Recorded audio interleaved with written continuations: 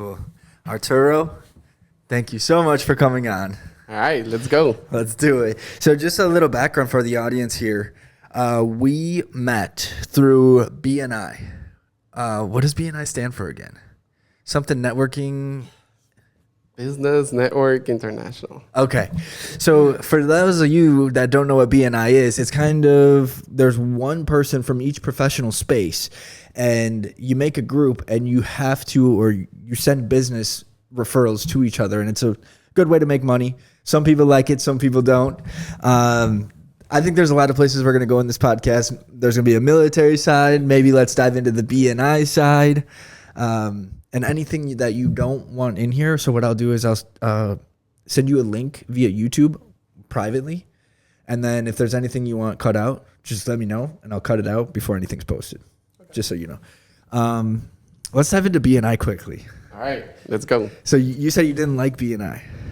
I mean, so the thing is that I started my own chapter. I don't know if you remember that.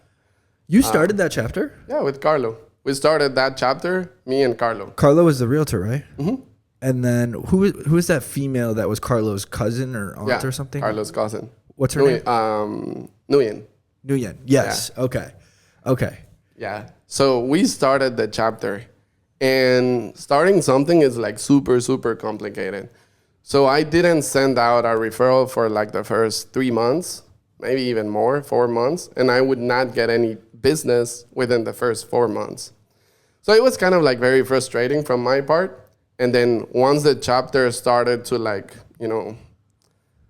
be something as, the real BNI, then I just got frustrated. And then I was like, you know what? Let me just get out of BNI and do something else. Interesting. So is the chapter still running today, but somebody else is taking charge of it, or? Carlo is still in it. It's very successful, but he's very, very passionate about. It was like his baby. He was like, let me just start my own chapter. The problem, as you know, is that there's so many realtors, and there's only one person of each profession. So you can't have 2 realtors per group. It's just one, right? Exactly. So his goal was to start his own chapter. Instead of like him joining or trying to join other chapters. He could never join it because there's always a realtor. Like, always a realtor. The realtor is always the one to start their own group. Always, yeah. Interesting. And that's why he started it. Okay, and then I remember we went to a Marlins game. Yes. And that's kind of where we got connected, I'm pretty sure, right? I remember it was the opening game. And I've been to like so many Marlins games, and I'm like, that was one of like the most, I don't know, it was so much fun. It was so packed. It was like every time you go to a Marlins game, it's like so empty. Yeah. I remember the fireworks after. Yeah, it was opening game. It was a blast. Did they win? I forgot. I'm not sure. I think we were more like having fun talking to each other and stuff. Maybe they won. I'm not sure. That's great. Okay, so that's how we met. Now, can you dive into a little bit about your professional business and that side of things before we transition into the military? Yeah, of course. I've been in banking for 6 years, more or less. Well, let me kind of like backtrack a little bit. When I came to the U.S., that was nine years ago, I started in real estate, actually. For real? In property management. Okay. For 3 years. After that, I was living in Washington, D.C. at that time. And then I came to Miami, and then I started in banking. Okay. With that transition, I wanted to like start from scratch, and I did my master's back in D.C., and I took some finance classes. I fell in love, and then that's what I wanted to do in my life, and I've been in banking ever since. That's amazing, man. Where'd you come from? Before DC, Guatemala. Guatemala. Yeah. That's awesome. In 9 years, how long did you spend in DC? 3.5. 3.5. Did your master's. Mm-hmm. Which school? Catholic University of America. Catholic University of America, man. That's awesome. Okay, so master's, then moved down here, then into banking. Yes. Okay. Now, when you say banking, can you break that down for me? Because I meet a lot of people that say they're in banking, and I think, and I might be misunderstanding, but I think there's different kind of categories within. Yeah, of course. So I started in a very local community bank based in Florida. And that's how I started my banking world. Started as a teller, literally as a teller. And I started moving up. Took me like 2-3 months to like be a relationship banker. And then another like 2-3 months, I was the assistant manager. And then I got another offer. Well, in between that, the pandemic hit. And then I started I was pretty much the one in charge doing the PPP loans for all the small businesses. And that's how I started my book of business. I almost had like, at the end, like 400, 500 clients. Damn. And then, building that relationship. And then I took another job as a lender, as a small business lender. And then I worked in, it was a bigger bank. And then after that, I transitioned to credit union. Okay. So you're at a credit union right now. Mm-hmm. Yeah. Now, when you say you were taking on business, so PPP, I understand that was basically like relief from the government during COVID for payroll. Yeah. Bunch of fraudulent things happened, actually. Bunch of things. And there was a realtor here in Miami that got like 500,000. I can't remember the number. 500,000. Let's call it. She bought a Bentley and all these things, and it was all over the internet. She got arrested. Had you had any experiences? Yeah, of course. I've seen so many things. So the thing is that when you do your own taxes, and now you can do your own taxes as an individual and as a business, you can write like any number. You can do so many write-offs, and a very, very small percentage get audited. If you're not that percentage, then you're fine, basically. Sure. Until you get caught. Sure. If you get caught, then that's your own problem. Sure. But if you don't get caught, then everybody can get away with it. Interesting. So people were just claiming, writing things off, doing this, doing that. Were any of your clients ever in trouble that you worked with? Or do you have any crazy stories that you could tell us? Because I know the viewers would love this, right? We're aiming for views here. I mean, one of them, like, it's very, very important because a lot of people don't even know and don't even understand their own numbers. Okay. So, for example, I would tell them, like, did you make, so there's this restaurant in North Miami, right? They would do like gross sales, like 3 million, right? And then net sales, they would do like 30,000. I'm like, what happened between here and there, There were like so many write-offs, so many things that they were like deducting. I'm like, this doesn't add up, And then we couldn't give them anything. Because like 30,000, like what can you do with 30,000? When they were asking for PPP or when they were asking for a business PPP, loan? but they were asking for like 1 million, 2 million because, their numbers would match, but the gross number, not the net income. And I was like, well, you should talk to your accountant. Sure. And then they were like, oh yeah, we forgot 1 0. And I'm like, yeah. So we didn't give them the money just because of that silly mistake. But, at the end, you got to talk to your accountant. Sure. That's interesting. Okay. So PPP and then transition to small business. Now, when you talk about small business, is it like, hey, Alec wants to open up a company. I need a loan to start the business. Let me come to Arturo. Not startups, but that they have been in business for at least 2 years. They have made a good amount of profit. And we take like in consideration like different things. It's not only like the numbers, but it's also like the character. It's also kind of like your background, how long you've been in business, or how much experience you have. Sure. So many factors that are taken in consideration. Now, are you a high interest rate business loan, or are you more of like a middle way, or what is that? Sort of. Well, right now the interest rates are super high. Yeah. But I would say, in the first bank that I worked at, it was prime plus 3 up to like 6% more. And where I am right now, it's prime minus 1%, almost 2%. Minus 1%, 2%? Why the big difference in banking? So that's the main difference between the credit union and regular banks.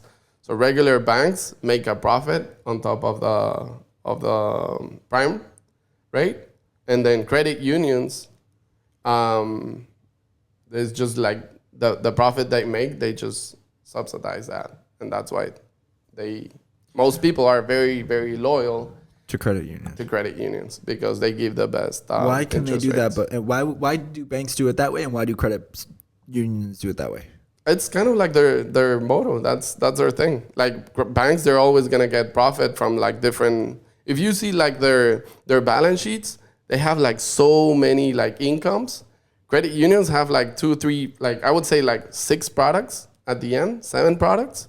Banks have like 50 different products. If you go to Chase, they will try to sell you like everything. Yeah. Like if you have a business, okay, I'll sell you 7 different products. If you're an individual, 7 different products. If you own a house, 7 other products.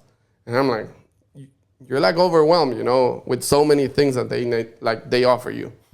When you go to a credit union, they try to understand you and they're like, okay, this is what we can offer you.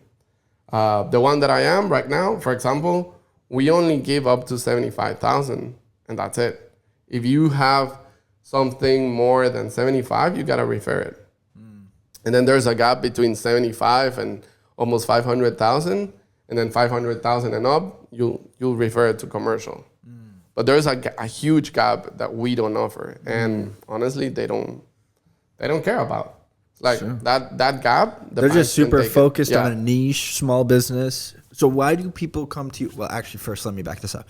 Do you do HELOCs or properties? So, for example, at the credit union, they do, but I'm not like very like that's not my niche. Yeah. But before at the previous bank, yes, that was what I was doing. That was my bread and butter. HELOCs. Interesting. I'm opening a couple HELOCs right now on some of my properties because I got a bunch of equity and I'm just going to deploy it. And that's the best thing you can do. Yeah. So I'm excited for that. But okay. So you got the differences there. I had a question, but I forgot it. So let's dive in. Okay. So now you're getting into the Army, right? I see your shirt right here. You got the Army shirt on. Yeah. Let's dive into that a little bit. Can you kind of give us the story of how you came to that decision, all the ups and downs of emotions, thoughts, craziness? Are you going to war? Yeah. Give us that whole spiel. It's been a roller coaster of emotions, I'm not going to lie. So it's not like I chose to go to the Army. I would say that the Army chose me. So I met this guy in an event that I was attending. And he approached me and he was like, hey, you know, he asked me like several questions. And then all the questions he would ask me like, do you have any dependents? Are you happy at your work right now? Do you have family living here? You know, these personal questions. And then at the end, he was like, let me give you this. You should join the Army. I'm like, okay, all right. Sure. It was just a thought, you know, and I was like, okay. So I kept it. And I was like, the Army? Nah, that's not for me, you know. All right. 2 weeks after, a friend of mine who has like the same backstory like you know, we're not like 18, 19 years old. We're kind of like the grown-ups, like the grown-up Army people that are like, oh, let me just try to do something different in my life. I'm bored and I want to stay healthy. Yeah, exactly. And then I met this guy and he starts telling me this story. Like, you know, at the end, he got a BA loan and now he's building his real estate portfolio. He was like 26 years old and he already has like 3-4 apartments. And I'm like, okay, so that's the way to go. He gave me like a whole different perspective on why going to the Army. It's more beneficial than just, oh, I'm just going to war and defend my country. So he started to like tell me all these benefits of why it's a good option to join the Army at this stage and point in my life. And I was like, okay, you know, you're giving me a whole different perspective. So I reached out to the guy, you know, that I met before. And I was like, you know what, let's have a coffee, you know. I think we didn't end up the conversation pretty well. I think you didn't explain me, you know, certain things. And then I met with him, had a coffee, and then he started like breaking down everything from A to C, from C to A. And I was like, okay, this is wide opening. This was like maybe like 5 months ago. Okay. And then you started posting these videos about going to the army. And I'm like, what? Alec, really? And now it all clicked. You know, it's like building your own real estate portfolio, doing like, and then when I talked to you, you said the same thing as the second guy that I mentioned was saying. I was like, okay, this makes a lot of sense. Why was it so surprising that I joined? Because like, okay, you're what, 29? 27. Okay, 27. You have, you know, a nice, steady job. You have a successful life. Why are you going to do it, you know? And everybody started asking me that. Why now? Like, why right now? And I'm like, well, the edge deadline is 35 or 36, something like that. I'll be 36 in October, actually, on the 24th. So it's now or never for you. Now or never. That's what Jack told me. That's crazy. You like Jack? Yeah. Okay, so super cool. Jack is the recruiter that helped me, and we actually did a podcast here. So you had a recruiter, and your recruiter wasn't really taking care of you. So then I sent you Jack. Okay, so he was the guy that we went for a coffee. Jack? No, my recruiter, my original recruiter. Okay. I don't know what happened to him, but he didn't answer. Maybe he got deployed. I'm not sure. Yeah, maybe. Yeah, maybe he did. But then ever since I started talking to Jack, he's been amazing. Dude, like Jack he's is the super best. helpful, super helpful, and so responsive. Like so responsive, he's so great, super great. So he actually also changed my perspective, because he was like, hey, you know, you can either go be, you know, you can take the active route or the reserve route. I'm like, I have family. I love my family. Like, I don't want to go away for that long. Let me go the reserve way. Sure. And you're doing OCS, right? Yes. Okay.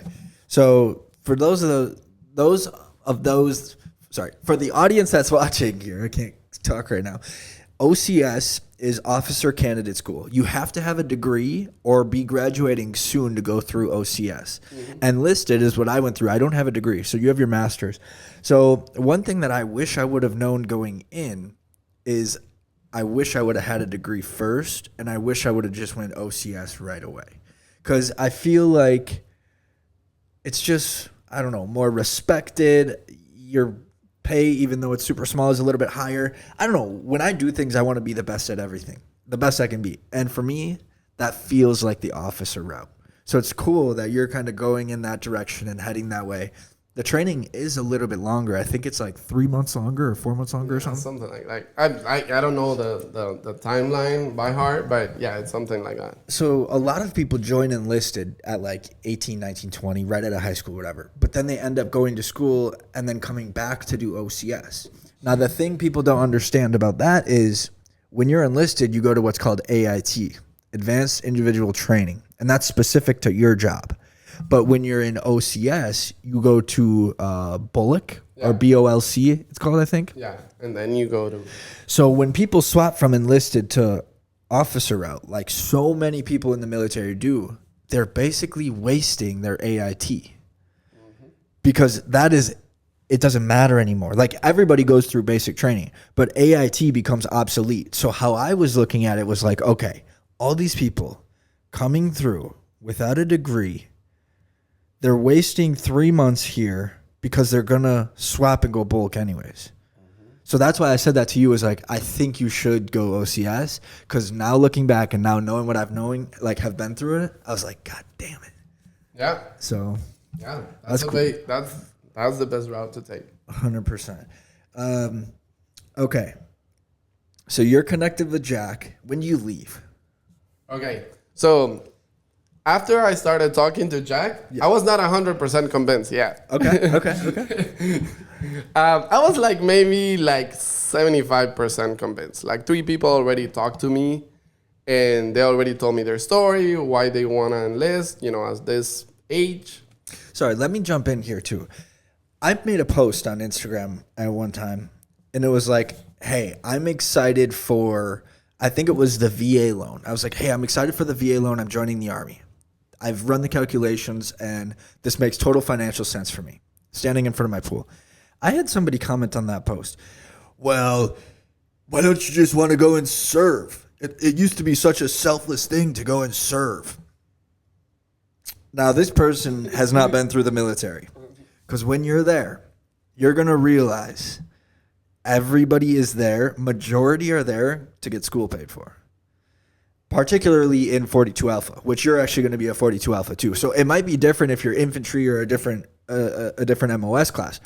But everybody's there for a selfish reason for the most part in 42 Alpha. Because they're not the gung-ho people that want to go shoot things and blow things up and like be deployed like actually in the trenches, like in war, for example. So that post or that comment frustrated me a little bit. And now knowing what I know, everybody's there for a selfish reason. The Army and military is the best at incentivization. They will incentivize you to join. Then they're going to incentivize you to sign another contract. Then they're going to incentivize you this, that, and everything else. And it's like they have mastered the psychology behind incentivization and getting people to stay in, which I think is very interesting. And a lot of people are in for those benefit reasons and incentives rather than let me go serve my country. So that's interesting. Yeah, I mean, the other thing is that I was thinking on that selfish part, like, I want to do something productive on this, 3-4 months that I'm going to be in training. And, we're doing the exact same job.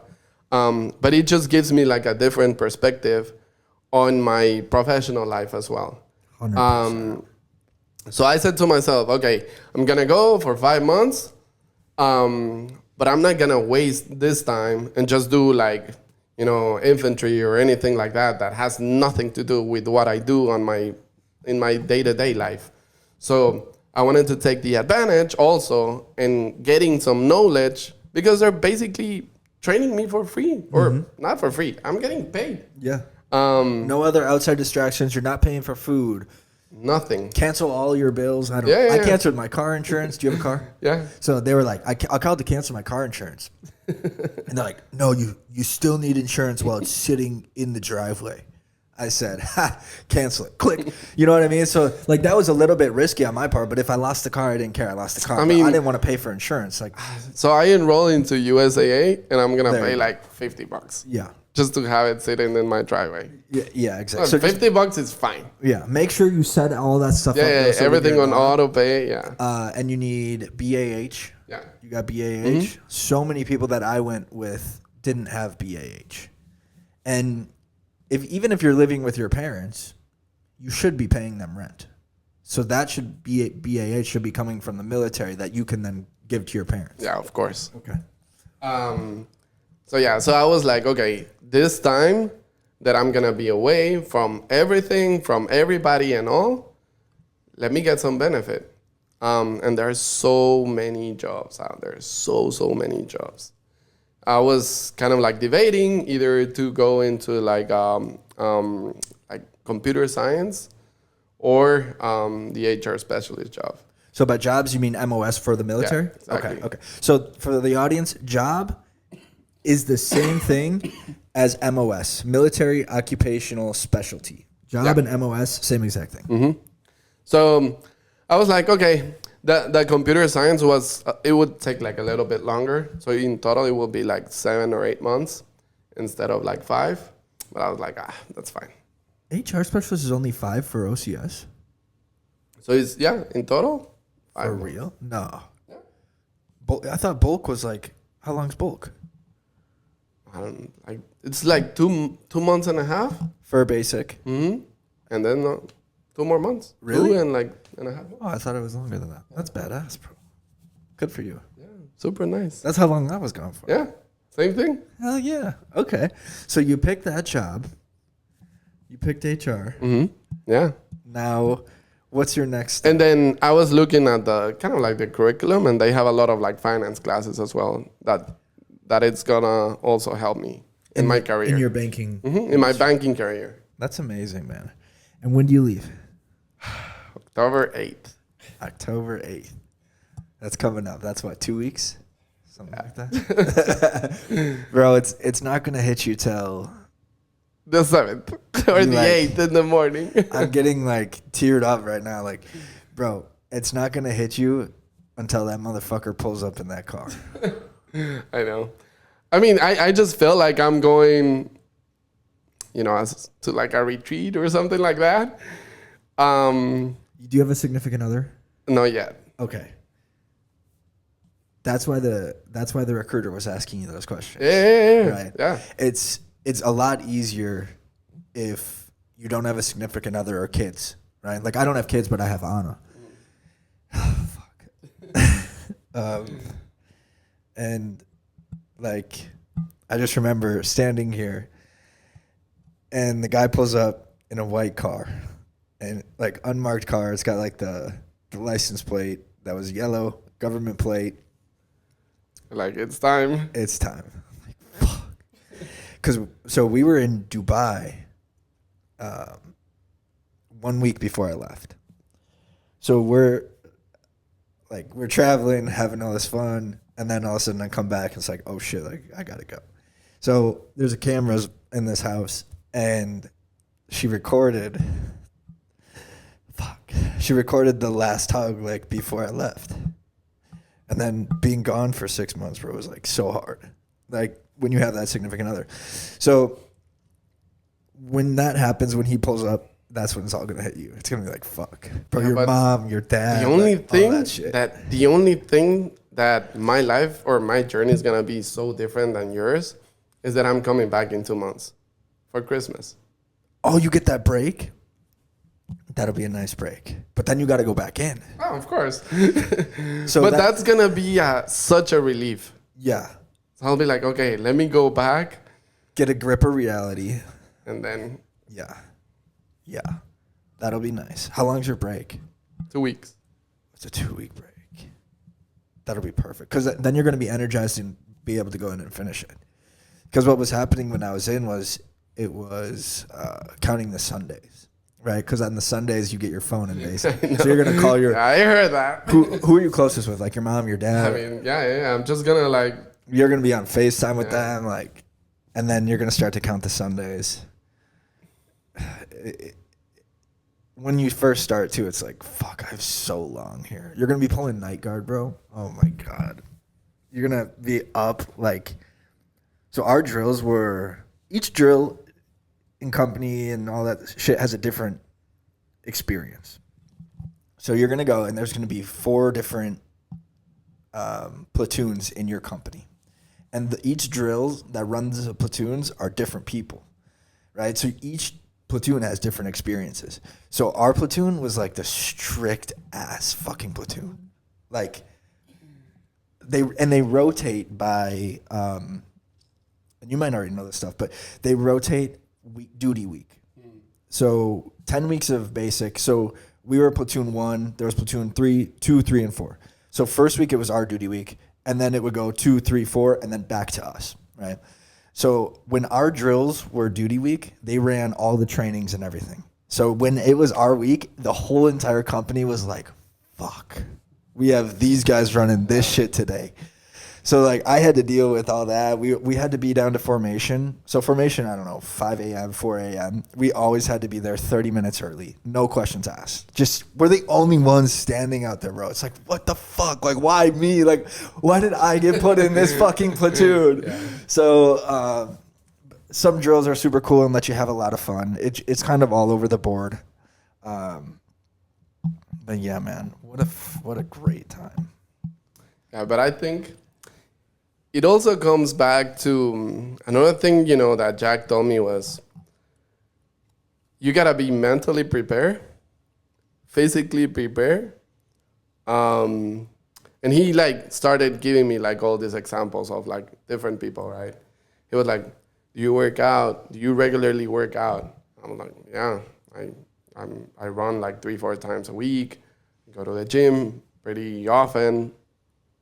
And then when I did the physical exams and everything, he showed me the results he showed me my results compared to 18-year-old, 19-year-old, 20-year-old.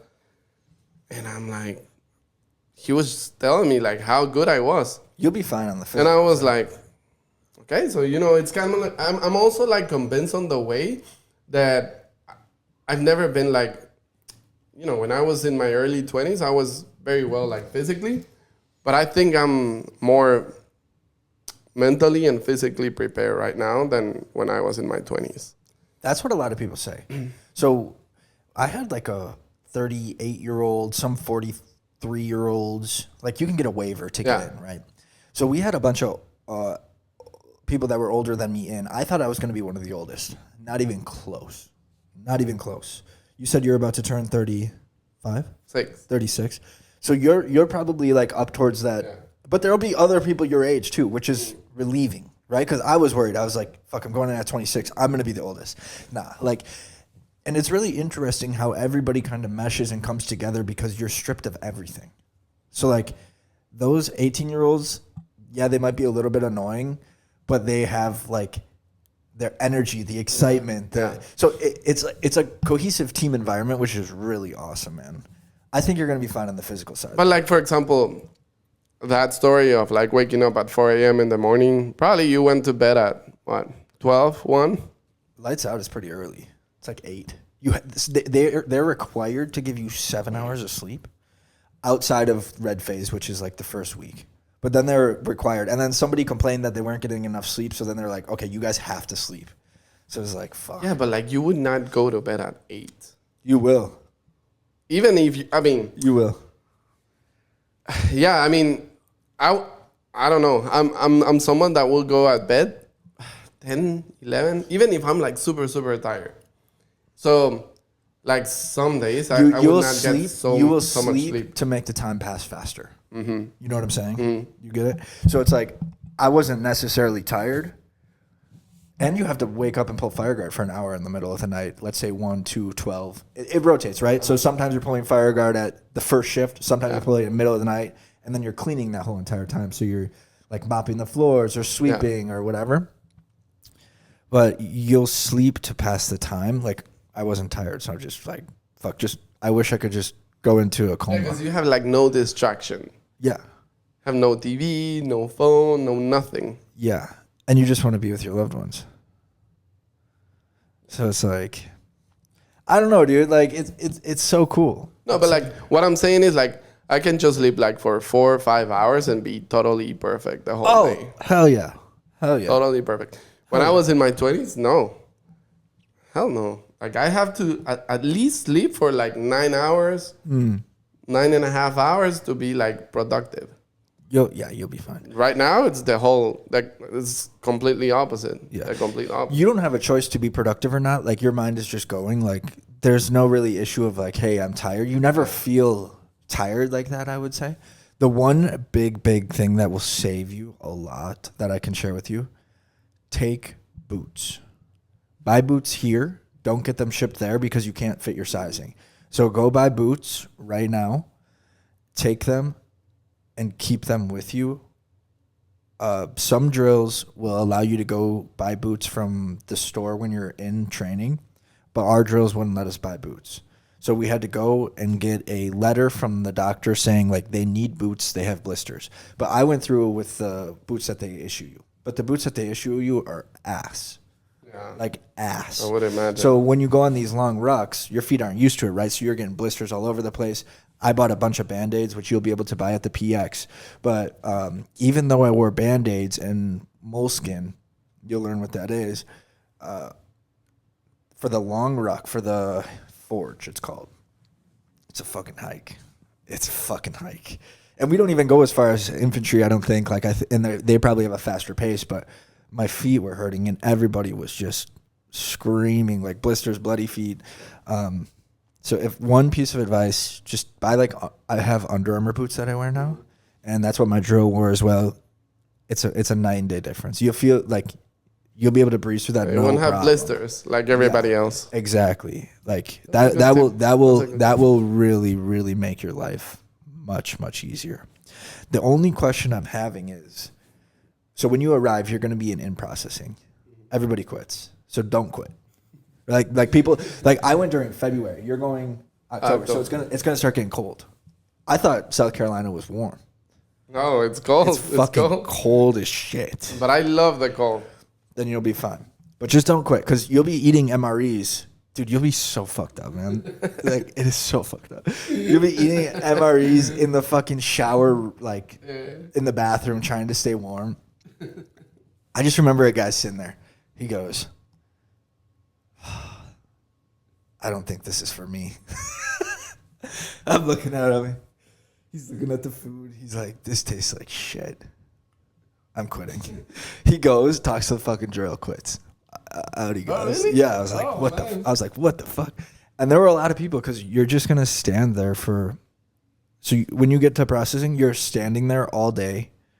Then you eat, but it takes like 2 or 3 hours to get everybody through. You only have 15 minutes because they're trying to push everybody through. So you do that 3 times a day: breakfast, lunch, dinner.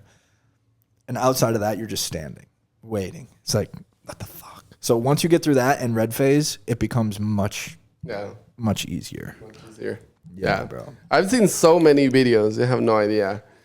And everybody like shares their own like story, and I've been like taking notes and tips and everything. You're very well prepared, I think. I was not. I had no fucking idea what I was doing. So it was kind of, everything was a surprise, which I think was good and bad. You know what I mean? But yeah, bro, it's amazing. You said that you weren't sold right away when you talked to Jack. You were like 75% like ready to join. What was holding you back on that side? I mean, I'm someone that, to make like a big decision like that, I need to hear it from at least 3 or 4 people from different backgrounds. Mm-hmm. So for example, you were not connected to the first guy or the other guy that I met, like, at all. Jack was not connected to my first recruiter. And then I hear it from like another guy, but like randomly. I just had like a phone conversation with him. I met him like 10 years ago. And then the last guy that convinced me was a guy that was just, that he just retired. He was a Marine. And then he started telling me the story, you know, his life story and what he's doing right now. And I'm like, I'm sold. Neighbor 2 doors down is a Marine. Veteran right there. There's a guy that flies a Marine flag on Anderson right here. So I would go to the cigar lounge, and they were all in the military. So that's how I got introduced to it. Yeah, man. When you're going through, there's going to be, have you heard of SHARP? Sexual harassment, assault. I heard that, yeah. Report prevention or something. So that's a really big thing. There's a lot of people, particularly once you get towards AIT, because it'll be bulk maybe, that's a little bit more freedom. Basic, you're kind of like strapped down. But there were a couple people in my AIT, which you won't have to deal with because you're not going to AIT, but I'm going to tell it anyways. They were like hooking up and talking to each other. And if you get stuck there, like, there was a guy that got stuck there for like 8 months, bro. Because you cannot leave if you get in trouble. Oh, and then there's another guy in basic training who was like, I don't know what he was doing, but I think he was grabbing girls' butts or something. And he got in trouble. So then he moved companies. So he came from a different company to our company. And we were like, okay, why is he here? If you get moved companies, something's going on, right? So then it's like, okay, why is this person here? It's like, it's interesting.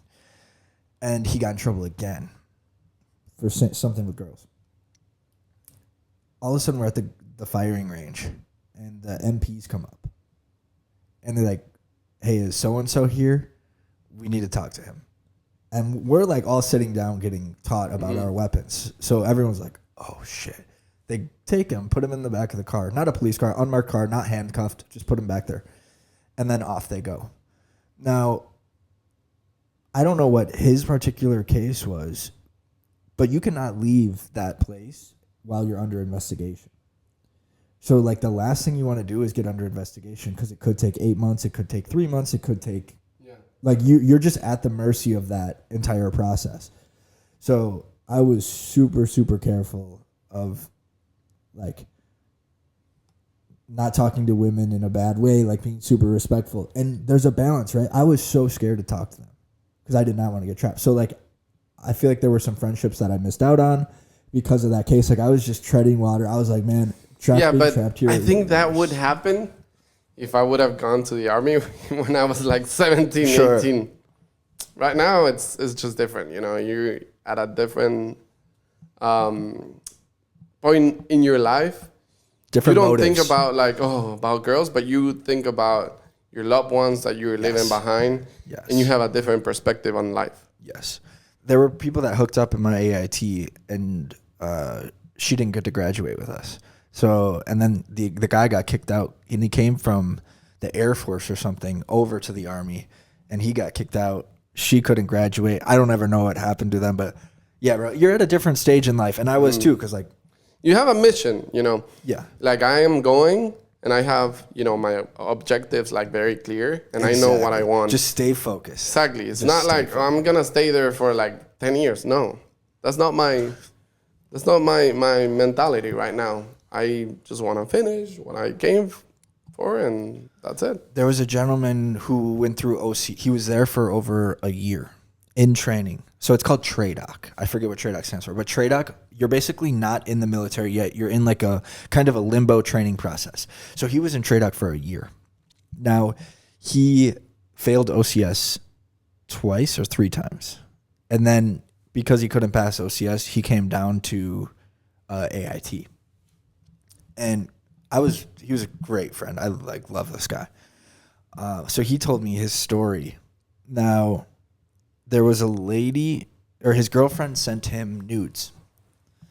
And they're in OCS, and there was his computer screen up. So the nudes popped up on the screen. And there was a female that saw these pictures, and she told on him.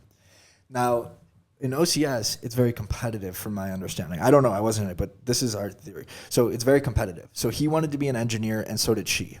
Now, in your OCS class, there's only so many people that can be, you're going in as reserves, so you're already picked. But if you're active, right, there's only so many people of your OCS class that can fill that particular slot.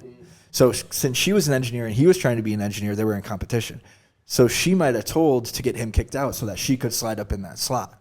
So he got, boom. Yeah, he got recycled, right? So he had to restart. And this was 2 weeks before graduation. So he restarted. He goes through again. And then he gets tested on leadership. So you're going to learn squad tactics, right? Which is like how to maneuver through brush and all these different things. And he wasn't a very strong leader. So then he got recycled again. And then I forget what the third time was, but then he came to AIT. So he was like so excited to be out because he was just like in training, away from his family, all this shit. I think he took a Christmas break. But yeah, sure. Like he's been there like almost a year. Yeah, like so that was a crazy experience. But I'm not saying these things to scare you. I'm just saying it because just do like Warren and have that mentality. You always have to know the best side of it and the worst side of it. I think that's very important because then you can kind of keep your. And I've seen it already. When you stay overnight for the hotel, when you go to Maps the next day, there were so many people, doing crazy stuff. And I'm like, just go to my room, chill. I was talking to that guy. That guy was also like interesting. He was also like the same age as me. Most of his family were in the military. So he had that background mentality. And he has already that background history as well. And yeah, we connected a lot, but we just stay in the room the whole time. We just talked and see you tomorrow. And then we would like wake up at like 4 a.m. and leave for Maps. Yeah, just you're going to head down, just keep it to yourself and fucking get through that bitch. But there were like so many people doing the wrong things. So many people. Always the case. Always the case. Yeah. I had something. Fuck, I forgot. So tell me like your overall experience. What would you say? Would you do it again? Let me ask you. Yes, I would do it again. Would you do it again? Yes, I would do it again. But I would have. So 42 Alpha is so boring once you get to reserve. Like when we go in for drill, it is so fucking boring, bro. I went yesterday, actually. You're just sitting on your phone doing nothing the whole fucking time. Okay, so I was there and I saw like 5 guys. 3 of them were in like Hawaiian. Which unit did you go to? The one by Doral. I have the address. I can share it. Okay. They had like Hawaiian shirts. There was another girl like wearing like pajamas. That's not drill. You didn't go to drill. Yeah, I went to the office that I'll be stationed at here. And I was like, is this Are it? you doing active? No. I went because that's where I'm gonna be working at after I come back.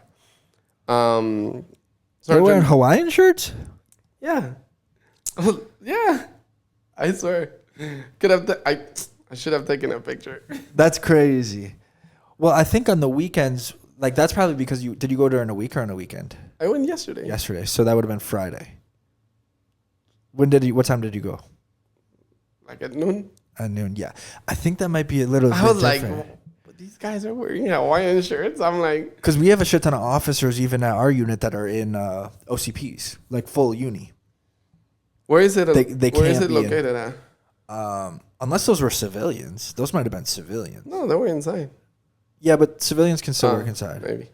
I don't know. This is interesting because at our unit, like we have a ton of officers and they're all dressed in uniform. I think it's a different one. Yeah. There were only like I'm in 5 people. Yeah, I'm in West Perini or Perini, like basically Homestead. Like we go to the Homestead Air Base a lot. No. It'll be interesting to see though, but like we're on our phones just sitting there scrolling. How was your experience? I mean, the time that I just went for the first time yesterday. Yeah. And there were only 5 people. I was like asking them like for information. No one knew nothing. Get used to it, bro. What is this? Nobody knows anything. And Like, what is this? you always have to update paperwork and all this other like annoying stuff that you don't have access to. Like you'll get a CAC and a CAC reader to log into the Army websites on your computer here, like from home, but it still doesn't work half the time. So it's just a lot of like just little annoying things like that, and then you're just sitting there doing nothing for drill. I can just imagine that the work is pretty chill. Yeah, it's pretty chill. I would do it again. Definitely, no questions. I would have done it when I was 18 because I think, yes, I would have been at a different spot mentally, but to have the determination, commitment, work ethic, experience at that young of an age, I feel like puts you so far ahead of everyone else. Stress, dealing with stress, Yeah, like I agree. bro, people screaming in your fucking face, like Dah! When we dropped a fork in the DFAC, which is the chow hall food, the drill sergeant made us sing, "I'm sorry, fork." You have to hold up the fork like this with your back against the wall. "I'm sorry, fork. I'm sorry, fork. I love you, fork. I'll never do it again, fork." And it is so funny. And we're all sitting at the table like laughing. He's like, "No laughing." And then there's this guy, "I love you, fork." Bro, it was hysterical. So, you know what I'm most afraid of? Yeah, tell me. Because I'm someone that is smiling all the time. Yeah. That's going to be super hard for me. You know, a lot of people are like, nah, the physical part, like no, man. I'm smiling all the time. And it's super hard for me to have a serious face. Super, super hard. So I'm mentally getting like myself prepared for that. Because I cannot say I cannot even like nothing. Yeah. So there was a artist that was in our group, and she drew all of our faces in a character cartoonish way on the board, and then this was AIT, so it was more relaxed, and it was towards the end, so we had the drill sergeant come over and they had to like pick out which each person was, and mine had the biggest fucking smile, and they're like, "You're always smiling, dude." Like, so that was we resonate with that. I will relate to you on that sense. There was a female drill sergeant. So each drill sergeant has their own thing, I think, and this is a theory, but each drill sergeant has their own thing they're in charge of. Meaning one person's in charge of, like, when you're standing at attention, don't move and no smiling. Then there's another drill sergeant that's really going to push something else. And I don't know if that's structured that way or if that's just what's important to them, but there was one female who goes, "Why are you looking around, you?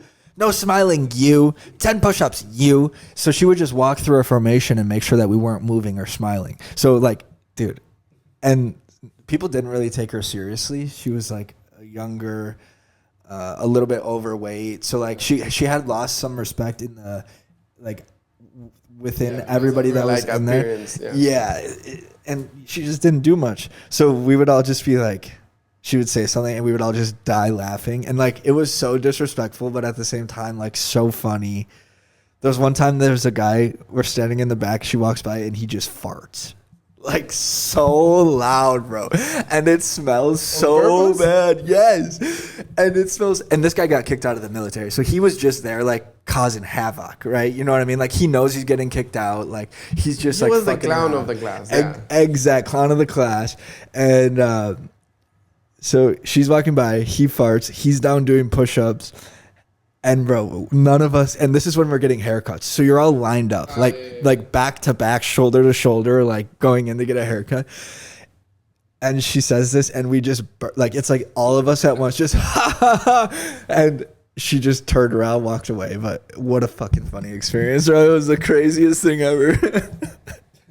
Could just imagine, all lined up in a big fart. Well, if it would have been a different drill sergeant, like for example, we would have got fucked up. Like, you know what I mean? It just depends on each drill. That's funny. So let's go back. So 42 Alpha is very boring. I would do it again. Would have done it at 18. I probably would have signed a 3-year contract instead of a 6-year contract. Yeah, I did a 3-year contract. I would. Yeah, I think I told you that. I would highly recommend that just for the options, right? You can always extend. So they got me with the VA loan at 6 years as a reservist. If you serve active for 3 consecutive months, you get the VA loan right away. But us on the reserve side, you have to be for 6 years. But just that option to be out if you want to be, I don't see it could go either each way. Like, there's a lot of people at my unit that are officers that are like 50, for example, and they've been in for so long, and they just love just like it. Yeah, the community. It's just a career that they chose. They have a doctorate degree because the school military pays for it, and they're bored. Yeah, it's like a little bit of life, keeps you a little bit healthy, accountable. A lot of people from my unit travel from like Boston or up in the Northeast and then fly down here. That's a little bit of a pain in the butt for them, the travel side of things. We're airborne, so not a lot of units in the reserve are airborne. But I would have signed a 3-year contract. I don't see myself being in it super, super long term, I don't think. Just because it's so boring, bro. Like, it's so boring. But it's only once a month. Yeah, that's the thing. It's like, it's only once a month. So is that like some advice that you would tell like your future son, for example, or daughter? I would tell him to do exactly what you're doing. You're doing it so right. I really think you're doing it like to the fucking T, bro. 42 Alpha, low deployability rate. You're going to get professional experience, 3-year contract. You can extend if you want to go for the VA loan or whatever the case may be. If you do get hurt at basic or AIT, record that shit. Make sure you report that shit. My back and my shoulder still hurts. Because, man, okay.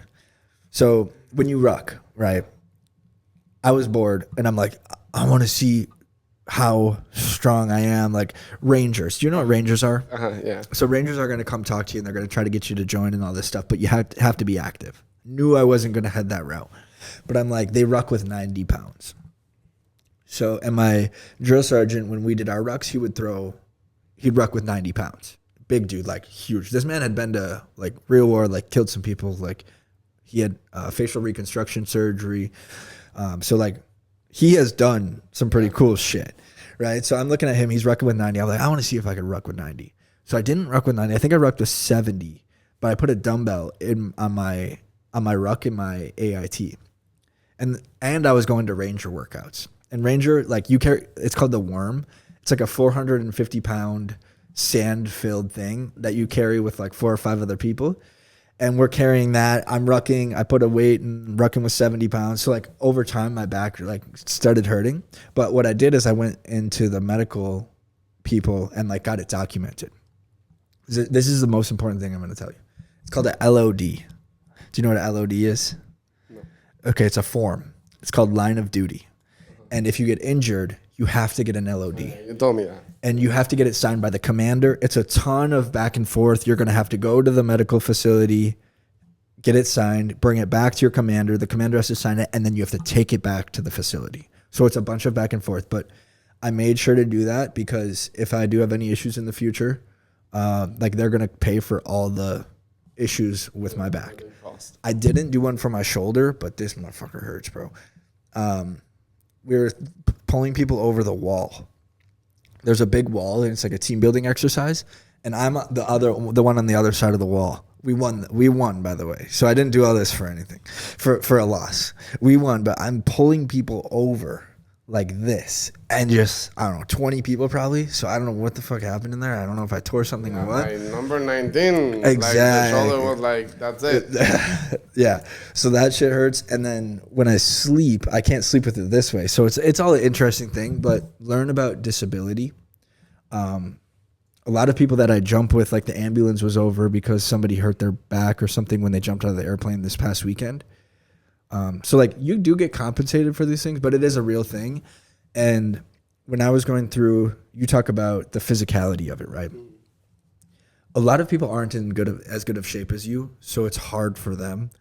I was on the camp of, I'm going to do only what is necessary so I stay healthy throughout this process. Because if you talk to a lot of OCS candidates, we had an OCS girl come in, she's like, yeah, I fucked my knee up. I get injections every like month for my knee because I just powered through it, right? Like I really wanted to finish it all at once, so I just said fuck it, and I just powered through it. I mean, if I've learned something is listen to your body. Yeah. I mean, if your body says 30 pounds, 40 pounds, that's it. Mm-hmm. And they'll try to have you do extra shit. Like I was one of the fastest people in our group, right? So they always have there was a drill sergeant that would always have competitions, but I didn't want to run the competitions.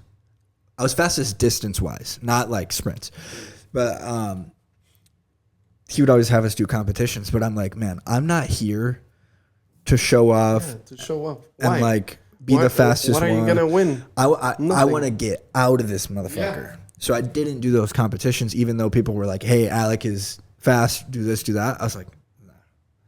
Like I'm gonna be very strategic with where my energy goes. I'm gonna get out of this. So that was one thing that I recommend too, is like, you don't have to be like a PT stud or a super big hero. Just get the fuck out of there, bro. Just get the fuck out of there. No, like, as I said, and you told me, once you have your goals in mind and where you're trying to get and where you're trying to go, that's it. That's it. That's all. My goal is not to be the fastest one in my camp. No, who cares? Just get out of that shit. What do I get? Nothing. Well, if I can leave earlier, like if I can leave like 1 month before, then okay, Of course. But if not, then no. Absolutely, Yeah, man. of course. Absolutely. What other things do you want to share? Is there anything you want to share? I don't know. Well, the roller coaster. I think the roller coaster of emotions. You know, at first I was like excited. Now I'm like anxious to like go. But I'm sure that next week I'm gonna be like afraid, or like kind of like afraid of the uncertainty of what's gonna happen. Sad, of course. Yeah, walk me through your roller coaster of emotions as well. I didn't have time for a roller coaster, bro. I was in Dubai and then I left. You know what I mean? And like that was a big blessing. I went quick so I could get a quick ship bonus.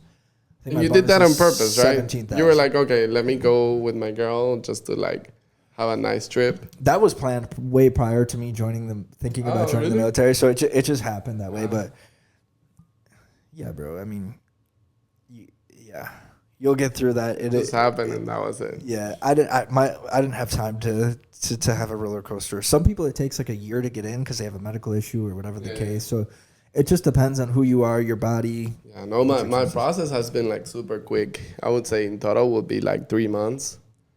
That's just like I had to do like a couple of waivers. Nothing out of this world. I got arrested once, so I had to do a waiver for that. I got like an underage. I have no charges or anything. Yeah.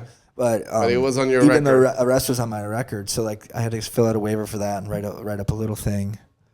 But that's I had LASIK surgery, so I had to do a waiver for that. But yeah, nothing out of like this world. You'll meet people that have been trying to get in for 2 years, and it's finally their time. It's always been the dream. So like, just so many different experiences, man. It's crazy. Yeah, for that, I mean, I've talked to so many people, and they're like, oh, I gotta do a waiver. Even like they're like overweight for like 20, 30 pounds. You know, lose 20, 30 pounds. You don't lose that like in a month. So they would like take 3-4 months to like lose that. And then once they would lose that, they would start the process or redo the process again. There's something that you'll find there. It's called fat camp. So it's for all the people that aren't meeting weight or measurements. So they go to fat camp and then they get rolled from fat camp to basic. So that happens quite a bit. But it was always a joke when fat camp would be like, fat camp. Or like when other companies, because you'll be in a battalion. So there'll be 4 or 5 companies. I don't know if you know the breakdown yet, like battalion, company, platoon.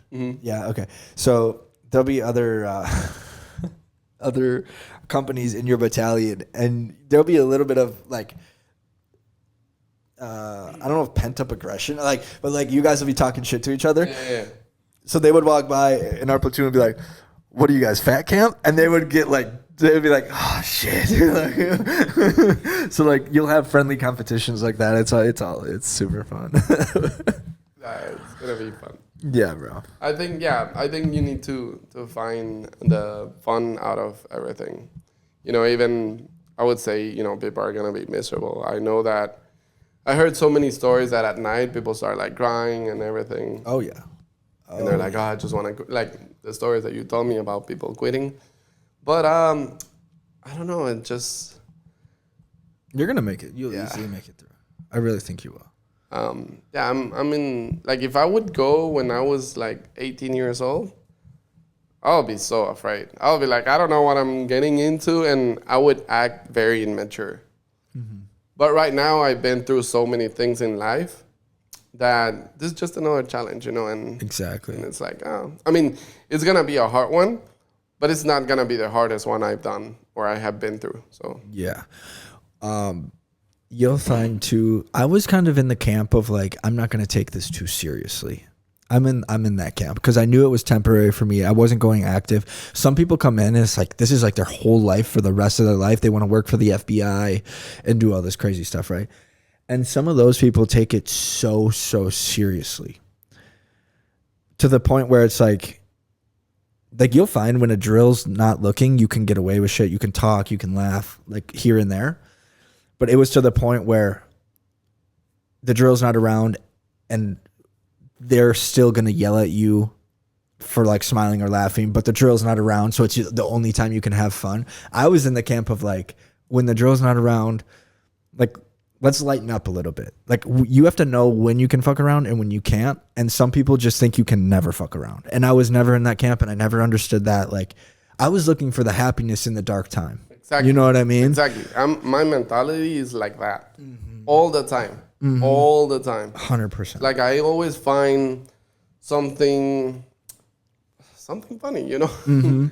Yeah. Something like, oh, let's just make a joke out of this, or let me just try to look at the bright side of where there's like no bright lights. Yeah. And some people will take it too far, right? There's like an extreme on that as like where they're just ridiculously like blatantly out of control. But you'll meet a really good group of people within your platoon that are in the same camp as you as far as like fucking around when it's the right time, when it's not the right time. And then you'll have... And you sense that vibe, you know? You sense that just by looking at someone, I'm like, I like this guy. I like this guy. Yeah. And those will be your good friends. Yeah. And that's what will get you through is like... And so they'll rotate... PGs is called, platoon generals, and that's kind of like who's in charge of the platoon. So you'll get all the different experiences of leadership. Some people will be like super fucking chill and some people are super like hardcore, but it was so cold, right? So I would always have my hands in my pockets, and you're not supposed to have your hands in your pockets. So I'd always be like sneaking on gloves whenever I could when the drills weren't looking. You'll get snivel gear. So this is actually pretty important. I would say that this is pretty important. So snivel gear is gear that goes under your OCPs, and you're not supposed to wear it because of heat catting. So it's a lot easier for your body to adapt to being cold than it is to being hot. If you get hot, you get dehydrated, and then you heat cat. Like some people would faint, for example, because they weren't drinking water or the exercise. And then the ambulance would come. And now that's a lot more problemsome for the drill sergeants because then they have to like you could pass away from being too hot. So they push, no snivel gear, drink your water. You're protected that way. If you heat cat, they have to fill out a bunch of paperwork. There could be an investigation that happens. It's a lot of liability on their side, right? So they really don't want you to overheat. They would rather you freeze to death. So I would wear, and a couple of my friends would wear snivel gear when we weren't supposed to because it was so cold. Now, the drills sometimes have you pull up your pant legs or pull up your sleeves and check, right?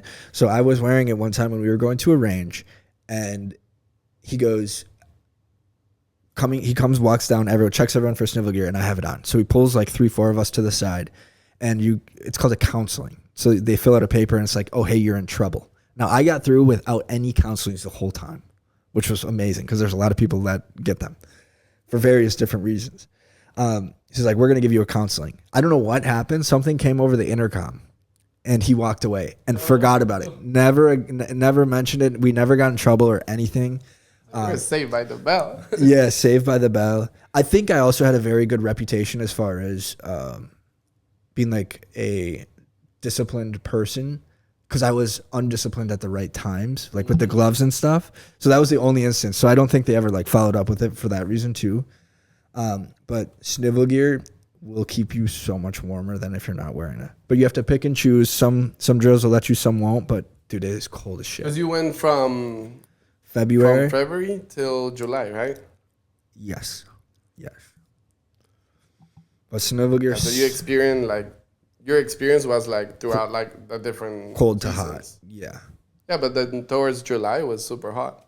I would much rather have it hot though. I just hate the cold. Yeah. You said you like the cold. Yeah, so you're I like fine. the cold. Yeah, so you might not need snivel gear. Let me rephrase it. I don't like the cold weather, but I rather work out and do like all these jobs. A lot of people in would. the cold weather than in the hot weather. A lot of people would. Just keep in mind snivel. You might use it, might not. Just be careful, but like it made me so much more comfortable. Because I remember one time they fed us eggs at the firing range, and it was so cold. The eggs were like frozen. People were like you're like bro, like about to have hypothermia. It feels like, and I'm looking around. And I'm like, man, I got snivel gear on. I had 2 layers. You're gonna get a waffle top and a silk top. Waffle top is warmer than the silk top. Silk top is warmer than skin. It's like 3 levels. So I put my silks and my waffles on. So everyone's like dying, and I'm like, this ain't so bad. Like it's still cold, but it ain't bad. Always take your fucking gloves in your pocket. You'll have pockets on the side. Roll that shit up. I always have my gloves. You'll get two pairs of gloves. You'll get the knits, which go under the outside layer. The outside layer is have you seen this stuff? Okay. Yeah. So there's green and black gloves, right? Depending on what you're wearing. PT gloves are the black ones. The other ones are the green ones with OCPs. I always had gloves at all times because I was always cold. So I'd quick throw them on. And when you're sitting in the firing range waiting for everybody to shoot, the drills aren't there, cold, and you're covered up. So you can like put the gloves on and like go down like this and you're fine. That's one thing that really like made my experience much better. A little thing like that. That's good advices. No, I've been learning a lot now. Yeah. I never doubled up socks. Some people doubled up socks. I never really did that. I'd wear my bottoms, silk and waffle bottoms. I'm trying to think. Actually don't take books, but when you get to bulk, you might have time to read a couple books or something. That's about it, bro. I think that's kind of the main coverage pieces. What's the hardest thing you've been through in life? Oh, man. Besides the army? Yeah. I don't know. I think one of the hardest thing was when my dad passed away. Emotionally, physically, like all of that. You cannot relate the army to that because it's something like completely different.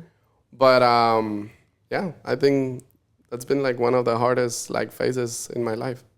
Do you think he'll be proud of you for doing this? Of course. Yeah. It's probably a big motivation, right? Yeah, a big one. You'll probably pray to him. maybe when you're in there, write some letters. So Anna and I would write letters every day to each other, like every day. And when they give you the letters, they like throw them at you. Yeah. It's so you've probably seen videos. No. I'm asking, people that I really care about. I'm gonna ask them for their addresses because I don't know them by heart. Bro, there's Anna would know, but they'll tell you about it, and it really helped. It's a mailing system where they type it online, and then it prints from them and gets to you way faster than if you send it through just physical. Like USPS. Because USPS, I'm pretty sure, goes to Arizona and then comes up somewhere. So it takes a long motherfucking time. So when you'll be like, Happy Thanksgiving, and then you'll get it by Christmas time. And they'll tell you about this. So they can go make an account online. They have to pay. I think it's $60 one-time fee, and then it's like $5 per mailer or whatever, but it comes to you so much quicker. And it comes to you with paid postage. So because that's the case, you don't have to go figure out stamps and shit. You just put it right back in the mail and send it back to them. Nice. It's really nice. And I forget what the website is called, but look into that and make sure you do that. But you can also write hand letters too. We did both just because like... It's just kind of cool. It's like giving you like... It's kind of like old school, That's how we used to like live, and... Kind of like romantic, It's kind of cool. That was super cool, but yeah, bro. Okay, so your dad. What's another hard thing you went through in life? I mean, changing jobs, coming from Guatemala to here. How was that adjustment coming from Guatemala to here?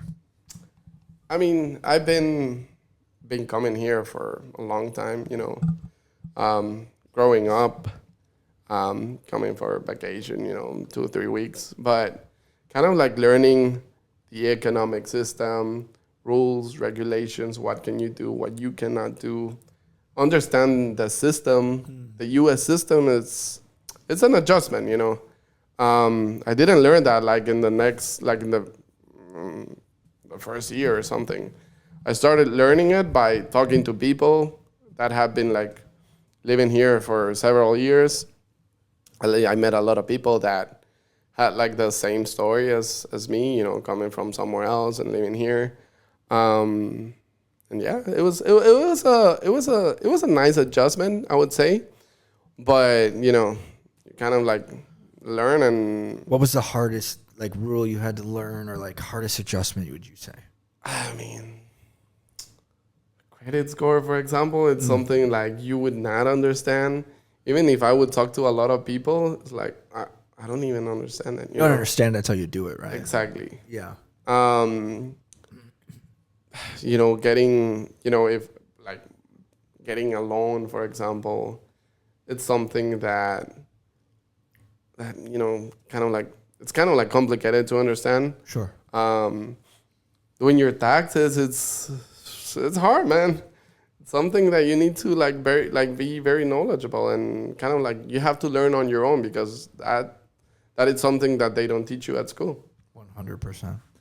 Well, that's cool, man. Any final words before we wrap it up here? Anything? I'm just excited about this new adventure, journey, craziness.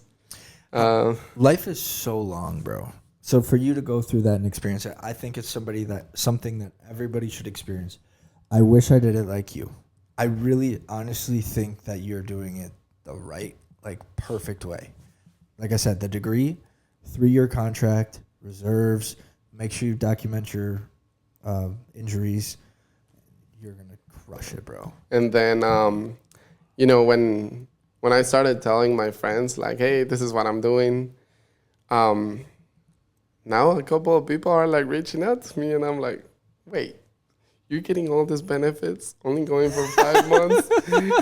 What's the catch? And I'm like, there's no catch. Yeah.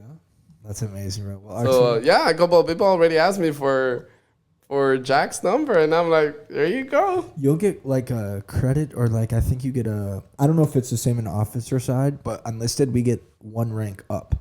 So we get promoted right away. Yeah. It's not a big deal for us per se, pay-wise or anything. It's just more of a status thing, I would say. But hopefully you get that as well. No, but it's kind of For me, okay, I see it from that perspective, but I also see it from the point of view that, I can, it's a good advice, it's like, why not doing it? 100%. If you have like, again, as my first point of contact, ask me like these questions, right? If you have no dependence, if you're in the point of your life that you don't know what to do or you need a change, they're gonna hold my job. Also, They have to. Legally. They have to. It's a law. Legally. Yeah. My boss was like, you don't get paid, right? Yeah, they just you don't hold your get paid. position. Yeah. I mean, I was, browsing around and doing my research. There are some jobs that will pay you for the first 2-3 months. Mm-hmm. It's kind of like maternity leave, sort of. And you come back, and then you continue with your own life. Do you have any like credit cards or loans, car loans? No. Okay, so if you do, you can call in and they'll give you Yeah. a low interest rate while you're there. They make you go through a finance class when you're there, and there's some pretty cool benefits. Yeah. For sure. Okay, so your boss is like, oh shit. Oh, yeah. She was like, but yeah, she had to agree. There's so many people, I think, in our position that do need to change up in life. It's like, it's just an experience, something else to look forward to, because life is so long. So why not go away for 5 months, even to a year, 1% of your life for an experience like that? Not even 1%. It's a couple of months. Exactly. And trust me, like, you're going to continue with your own, like, your day-to-day life. Nothing's going to change. But right now, you're making a big change.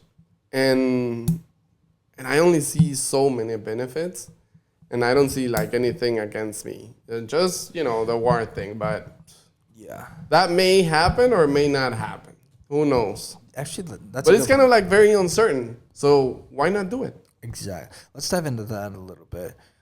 So first and foremost, when you're gonna start noticing now that you go in and once you come out, like you'll be able to tell who's military and who's not, and just to be able to have a conversation with those people and connect with this community and this group of people is like so cool. Like my neighbors, for example, now I can go and talk to them about this stuff. Yeah, know because what I you mean? speak the same language now. Exactly. So it's really cool being a part of that. Like a veteran-owned business, for example, you really connect with them. It's going to open up more business opportunities on that side for you. Now, the deployment thing.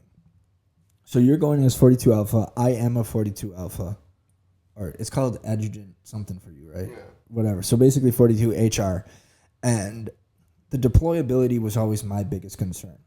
But now that's why I chose 42 Alpha, because there's a low probability that I'm going to be deployed. And if I am deployed, I'm in the middle of the base doing HR stuff. I'm not out there like shooting and fighting in the front lines. That's I'm why not a I gung-ho always crazy say, guy. Yeah, that's why I always say it's like, okay, if I'll get deployed, I'll go to probably Germany, and then I'll file all the paperwork for everybody, and that's it.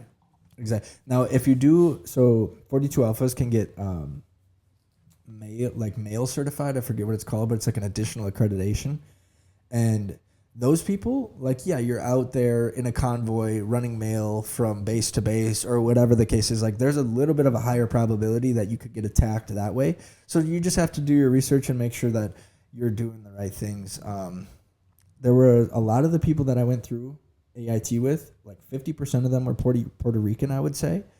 And I would say of those 50% from the Puerto Rican unit got deployed, like right away, like right when they got back. So I'm sitting there looking like, oh shit, like, am I going to get deployed? My unit, the week I got back, some of my unit, a platoon or a company in my battalion, I guess, got deployed to Africa. I was like, shit, am I going to have to go? No, I don't have to go. I'm part of HHC, so I'm kind of doing the HR for that whole battalion. So it's like, okay, I don't have to I go. mean, yeah, they're going, but you're like filing all the paperwork for it. Correct. The people that are going. Correct, exactly. So that was a big thing. So if you don't want to be deployed, you can pick a job that is less deployable, I guess. Yeah, because Jack told me, like, you have, he gave me, I qualified for like 10 different jobs. And we were like going over. What'd you get on one your on one. ASVAB? Huh? What'd you get on your ASVAB? I forgot, but it was 48, 48, something like that. I might be wrong. Maybe it was a little higher. I don't know. But we went through like so many jobs, like then. And, you know, most of them, like, I would not like connect in any way. And I don't want to be in the medical field, for example. 68 whiskey. Yeah. That's a Like, hard for area. example, I qualify for a medical job. I'm like, No. I mean, no. But you know, I had this friend, my roommate that I stayed with before going to MEPS. He was a realtor, and he was like, I'm tired of being a realtor, and now I want to be in the medical field. And now he's changing his whole life. His whole life, basically. That's crazy. And it's gonna be 4 years. That's crazy. But I mean, he was telling me the only way that you would get paid to go to med school without paying anything, it's the military. Mm-hmm. I'm like, wow, yeah. Most people will pay, you know, a fortune to go to med school. And in his case, it's the other way around. It's very interesting. One thing I will say, so I have a document. I went to the officer meetings when I was enlisted just to learn. Right, there'll be meetings for AGR, enlisted officers, whatever. And I went to the OCS meetings, and there's an officer there that sent me a document that has you're going to be tested on past wars and battles, right? During OCS, we were not, but she sent me a document of like what to study. So I'm going to send that to you. You might want to take a peek at that and maybe study up a little bit so that you don't have to study so intensively when you're there. That just popped into my mind. But yeah, man, so 4 years, yeah, he's getting paid to go to medical school. Now, you mentioned behind the scenes here, so I have an AR on my mantle up there. And I told you why, it's for safety reasons, right? Like it makes me feel safe. I got crazy podcast guests coming in here that I've never met. I got to make sure that they know this house is protected so they don't come back. You asked me about weapons. So, and you have to call it a weapon in there. Yeah. Cannot call it a gun. It's called a weapons system in particular. So you said that you weren't into weapons too much prior to kind of this experience, but you think you're going to come out. I mean, I asked, that's one of the questions that I asked Jack. I was like, listen, I'm not a weapon guy. I have firearms, you know, when I was 15, from like between 15 and like 22, when I was very young. But like, I have never thrown a grenade. I have never held like an AK-47. You know, all these huge like weapons. You know, and he was like, "Don't worry about it. Like, you'll be like the first 2-3 weeks holding weapons all the time that you would get used to, and you might like it. You might end up liking it."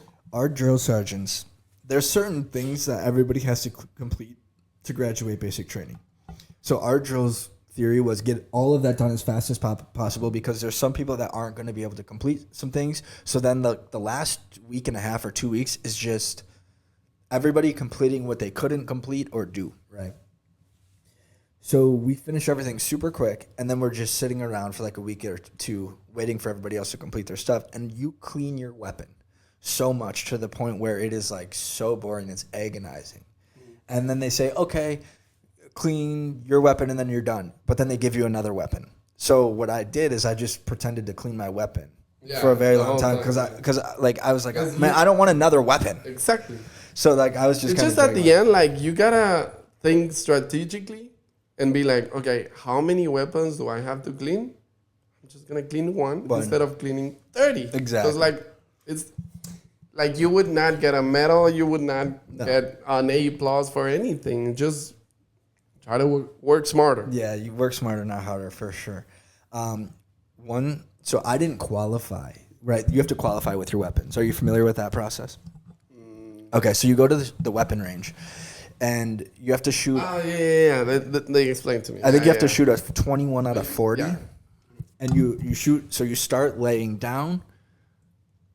No, you start standing up, then you go prone, unsupported, which is no sandbags. Then you go prone supported with sandbags. Then they have this wall, and then you do one kneeling and then standing. Right, so that's kind of the transition. You're going to practice that a lot. Qualifying was difficult for me. I only shot a 6 or a 7, I think, the first time. And you have to shoot a 21 to pass. 21, 22. And they're like really down our throats, like really putting the pressure on, like, oh, if you don't pass, you're not going to graduate. You're going to be stuck here. You have to pass. You have to pass. So I think we got like 3 tries or something, 4 tries maybe. And then there are a bunch of people that don't pass. I would say 50-50 on people passing, people not. So then they're like, okay, we're going to try again. And then they just keep trying. So they put all this pressure on you, but just remain calm. Yeah. Like, it is going to be okay. You're going to pass. Some drills were even giving out extra bullets to like some of the females, for example, that couldn't pass. So they would like put like 5 extra bullets in there to give them a better chance. But what really, really changed my shooting ability, you're going to learn about your breath. You shoot at the low of your breath because you don't want your lungs full, because if your lungs are full, you're a little bit more bouncy. So it's like you'll figure out your breathing pattern.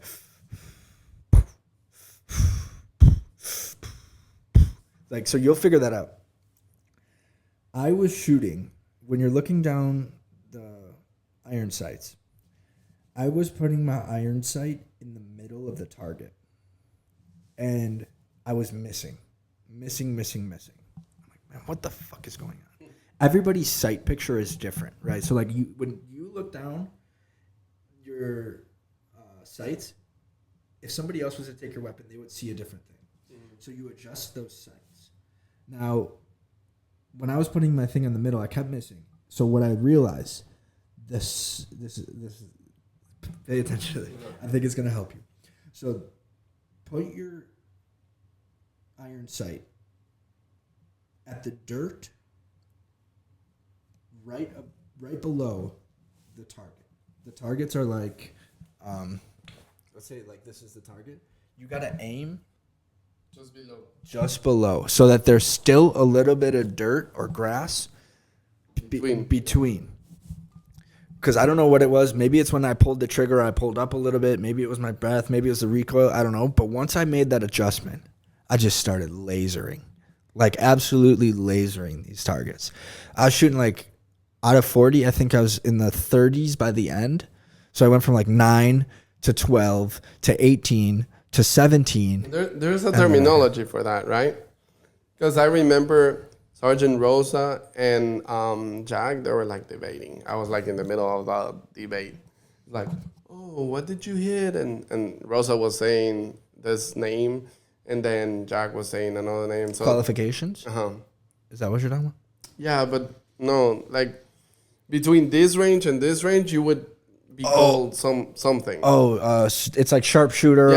Yeah. So there's, based on what you shoot, you get a badge. So both of them, they were like sharpshooters, and they're like, oh, you'll be fine, but you'll remember that I was a sharpshooter. Whatever. Some people pull up. We didn't have any 40 out of 40s, but we had like 38. To hit 38 out of 40, bro, that's badass. Like, that's pretty cool. But you gotta learn that trick. So a lot of people weren't passing that were like very high performers in every other aspect, right? Like, you're gonna find what you're good at. Except that one. So I remember my buddy specifically, and when I found this out, I was like, bro, just fucking listen to me. Just try it one time. You're gonna have another chance. If this does not work, blame me. Aim low. I said aim low, like too low. Like, think that you're gonna miss low.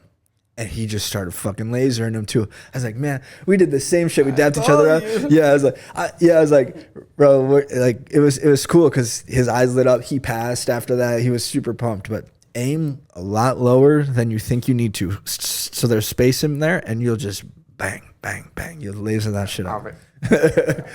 I think on that, like, let's wrap this up, brother. All right, sounds good. Thank you so much, Alec. Yeah, thank you so much for coming. Much appreciated, Arturo. I'm glad we got connected. I'm glad you're joining the military, the Army. It's an exciting time. Yeah, hopefully, I'll write you up and I'll be a new man. Hell yeah, bro. Nice talking with you. Thank you. All right. Thanks, Ali.